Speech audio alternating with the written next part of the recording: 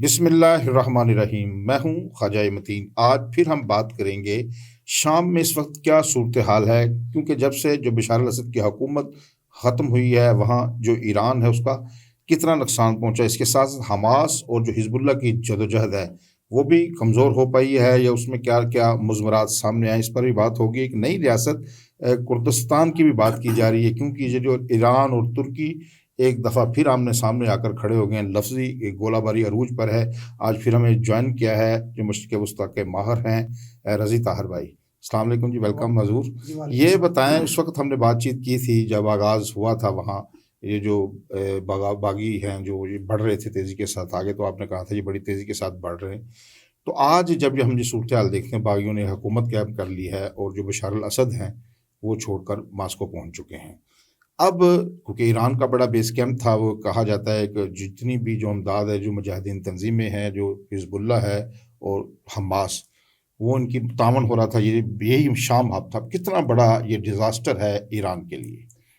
دیکھیں، تھوڑا سا ہمیں ماضی میں جانا پڑے گا۔ 1979 سے پہلے عرب اور اسرائیل کی تقریباً 5 بڑی جنگیں ہوتی ہیں، ٹھیک ہے، اور ان 5 بڑی جنگوں میں ممالک ہار جاتے ہیں۔ ٹھیک ہے، اور 1979 پر جب ایران کا انقلاب آتا ہے تو ایران کے انقلاب میں قبل بھی جو فلسطینی ریزسٹنس ہے اس وقت الفتح تھی، اور الفتح نے سپا پاسداران انقلاب اسلامی کو ٹرینڈ کیا تھا۔ ٹھیک ہے، تو ان کا آپس میں لگاؤ محبت جو ہے وہ ادھر سے شروع ہو گئی تھی۔ ایران کے انقلاب کے بعد حکمت عملی بدلی گئی۔ اس وقت مصر میں جمال عبد الناصر جب تھے تو وہ بھی بہت زیادہ ایگریسولی حملے کرتے تھے اور پھر ناکام ہوتے تھے، کیونکہ اسرائیل کی مدد کو پورا یورپ، پورا مغرب جو ہے وہ آ جاتا تھا، اور یہاں پہ یہ آپس میں تنہا عرب ریاستیں جب لڑتی تھی تو ہار جایا کرتی۔ تو انہوں نے کہا کہ ہم بجائے اس کے کہ ممالک لڑیں، ایک نئی پالیسی انٹروڈیوس کروائی گئی کہ ریزسٹنس کو مضبوط کیا جائے، یعنی جو فلسطینیوں کی اپنی جدوجہد ہے اسی کو، ان کی جدوجہد کو مزید توانا کرنے کے لیے انہیں ملٹرائز کر دیا جائے، انہیں اسلحہ پرووائڈ کیا جائے تاکہ وہ خود لڑائی کریں، خود جنگ لڑیں۔ تو یہ صورتحال جب ہم نے 80 کی دہائی میں دیکھی تو پھر 20 سال تقریباً لبنان میں جنگ رہی، اور اس 20 سال میں بھی جو لبنان کی جنگ کا بیس کیمپ رہا وہ سیریا رہا، یعنی تمام تر امداد جو ہے وہ مالی طور پر یا اسلحے کے طور پر وہ اگر کسی بھی ملک سے آتی تھی، بالخصوص ایران سے، تو وہ براستہ سیریا ہی لبنان میں حزب اللہ تک پہنچتی تھی۔ تو بالآخر 2000 کی دہائی میں اسرائیل نے لبنان کو چھوڑ دیا، اور اس کے بعد ہم نے دیکھا 2003 میں 2004 میں غزہ کو اسرائیل نے چھوڑا، اور اس میں بھی یہی سیریا بیس کیمپ رہتا تھا۔ حماس کا مرکزی دفتر بھی اس وقت یہاں پہ سیریا پہ موجود تھا، جہاد اسلامی فلسطین کا دفتر سیریا میں موجود تھا۔ تو یہ تمام سیریا کی سپورٹ سے ہوا کہ غزہ کو بھی بالآخر اسرائیل کو چھوڑنا پڑا۔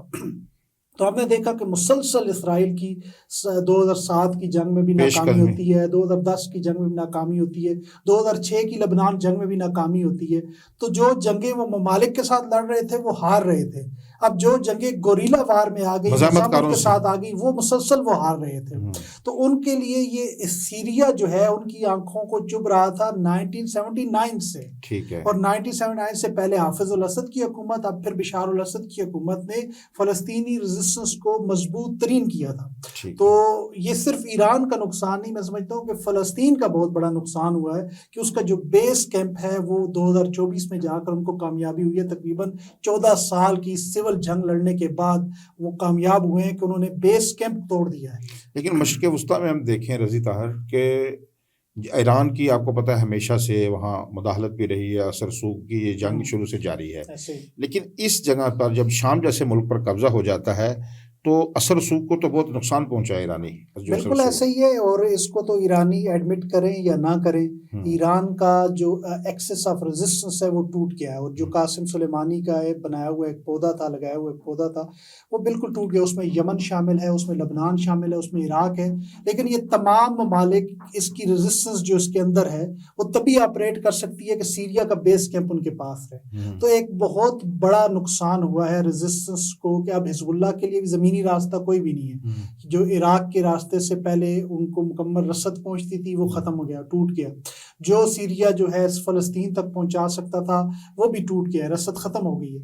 تو اب ایران کا تو ایک تو دوسرا، آپ جو ہیجامنی کی بات کر رہے ہیں، اب اگر ہم ترکی کو دیکھیں تو 2003 سے لے کر 2024 تک ترکی مشرق وسطیٰ میں ارریلیونٹ تھا، اور یہ واحد سیریا کی یہ والی بغاوت جو کامیاب ہوئی ہے، اس نے ترکی کو دوبارہ ریلیونٹ کر دیا ہے، دوبارہ گیم کے اندر ترکی کے کردار میں بعد میں آتے ہیں. پہلے مجھے یہ بتائیں، آپ نے مزاحمت کاروں کی بات کی، ٹھیک ہے، ایران کو تو نقصان پہنچا ہے، اس میں کوئی شک و شبہ نہیں ہے، کیونکہ ان کا اثر سوکھ شام جانے کے بعد یا بشار الاسد کی حکومت ہونے کے بعد نقصان ایک پہنچا ہے.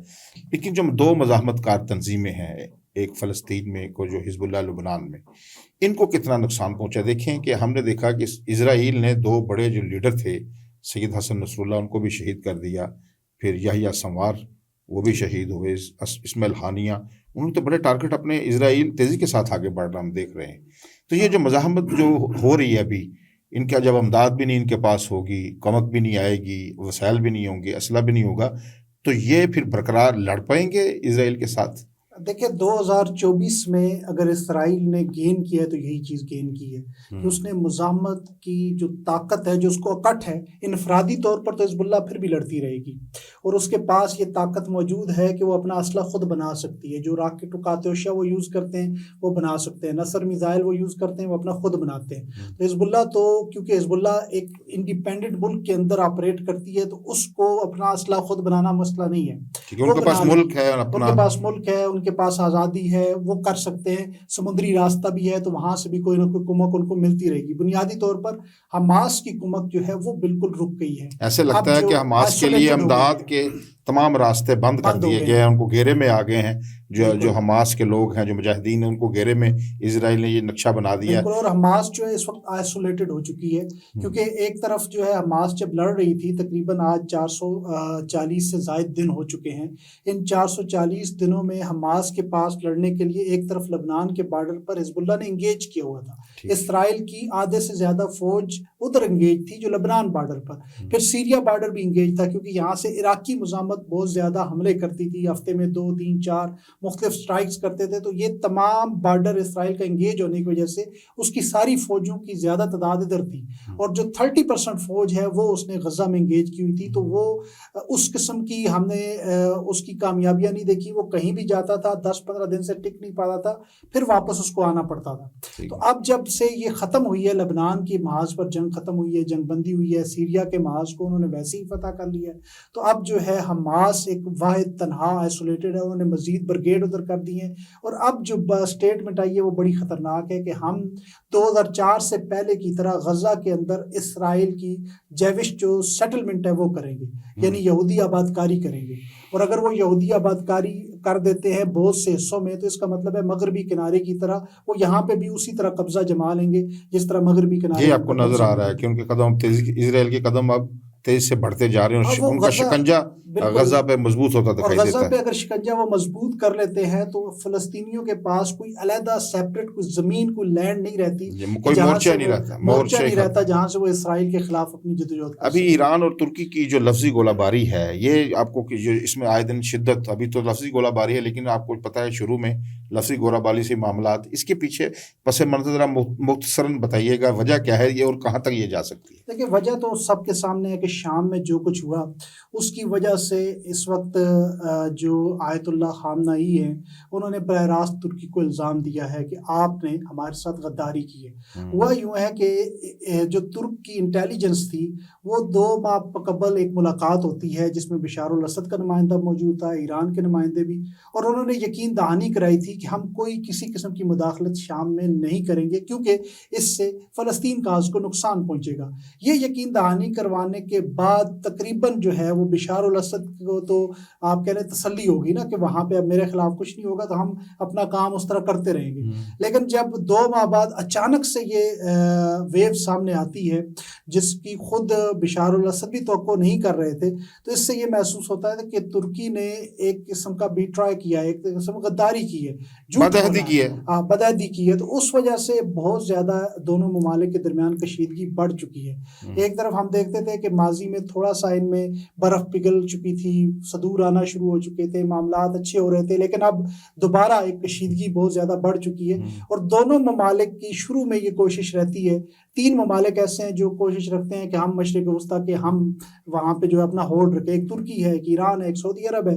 تو بہرحال اب اس میں دیکھنا ہے کہ ایران کے پیچھے مقاصد کون سے ہیں، ترکی کے پیچھے مقاصد کون ہیں، اور پیچھے قوتیں کون سی ہیں. تو جو پیچھے قوتیں ہیں اگر وہ آپریٹ صحیح طرح کر رہی ہیں، اگر صحیح قوتیں ہیں تو پھر ان کا جائز ہے ترکی آئے اور اسرائیل کے ساتھ تجارت بھی روکے. اس کے پاس بہت اچھی فضائیہ ہے، بہت اچھی افواج ہیں، تو وہ فلسطین کی مدد کو بڑھ کے آئے تو میرے خیال میں ایران کو ویلکم کرنا چاہیے. لیکن اگر وہ نہیں کرتا اس طرح تو اس کا مطلب ہے کہ انہوں نے نہ صرف ایران کے ساتھ بلکہ فلسطین کے ساتھ بھی غداری کی ہے. اچھا، دوسری بات یہ بتائیں کہ کردستان ریاست کی بات بھی یہ سننے میں بھی آ رہی ہے، کیا امریکہ کی، اسرائیل کی یا ان قوتوں کی یہ خواہش ہے ایک نئی ریاست اسٹیٹ بنائی جائے کردستان کے نام سے؟ یہ تو بڑی پرانی جو ہے وہ اسرائیل کی بہت پرانی تھیوری ہے، اور وہ عراق کو، سیریا کو اور ان تمام جو خطوں کو ایک نئے ملک میں بھی تقسیم کرنا چاہتے ہیں، کیونکہ کردستان جو ہے اس کے اندر آپ کا عراق ہے، اس میں شام ہے، اس میں ایران کے کچھ حصہ ہے مائنر سا، آذربائیجان کا تھوڑا سا حصہ ہے، آرمینیا کا ہے، اور پھر ساتھ ترکی کا حصہ ہے زیادہ. تو یہ تمام ساتھ مل کر یہ پورا ایک میپ بنتا ہے جس کو کرد علاقہ کہا جاتا ہے. تو اس تمام کے اندر ایک کرد ریاست کا قیام جو ہے ابھی بھی وہاں پہ، جس طرح ہماری کشمیر کی ریاست ہے اور ہمیں اس کو علیحدہ ریاست کا ایک سٹیٹس دینا پڑتا ہے، تو عراق کی جو اس کے ساتھ ملکہ آبادی ہے، اربیل کا علاقہ ہے، جو بھی علاقے کرد کے ہیں وہاں پہ ان کا علیحدہ ریاستی سٹیٹس ہے. ایون آپ کو یہاں سے کنفلکٹ زون قرار دیا گیا ہے. کنفلکٹ زون ہے، اگر یہاں سے آپ عراق جائیں گے تو آپ کو ایک علیحدہ ویزا لینا پڑے گا وہاں پہ اربیل جانے کے لیے. ٹھیک ہے. تو وہاں کی ایڈمنسٹریشن بھی اسی طرح علیحدہ ہے جس طرح یہاں پہ کشمیر کا وزیر اعظم علیحدہ ہے. تو یہ اگر اب فیوچر میں انہوں نے جو ملٹری بغاوت ہے اس کو جائز قرار دے دیا ہے. اب ترکی نے خود اس کی آگ لگا دی ہے کہ اب ملٹری بغاوت جائز ہے. تو ترکی کا جو کردستان ہے وہ اس وقت سب سے زیادہ بدامنی کا شکار ہے اور سب سے زیادہ بغاوت وہیں پہ ہے. ٹھیک ہے. یا سیریا میں تھی یا ادھر تھی، جو زیر کنٹرول علاقے ہیں ترکی کے، سب سے زیادہ عراق میں امن و امان ہے. عراق کے ساتھ جو کردستان کا علاقہ ہے بہت زیادہ وہاں پہ اپرائزنگ ہے، بہت زیادہ خوشحالی ہے، امن و امان ہے. لیکن سب سے زیادہ مسئلہ ان کو وہاں پہ ہے جو ترکی کے ساتھ علاقے اور سیریا کے اندر مسئلہ تھا. اگر یہاں سے بغاوت بہت زیادہ اٹھ کھڑی ہوتی ہے تو کل ترکی کہاں جا کے کہے گا کہ نہیں جی یہاں پہ ملٹرائز جو موومنٹ ہے میں اس کو سپورٹ نہیں ہونے دوں گا، اس کو نہیں چلنے دوں گا. اس کی مثال تو انہوں نے خود قائم کر چکے، مثال انہوں نے خود قائم کر دی ہے.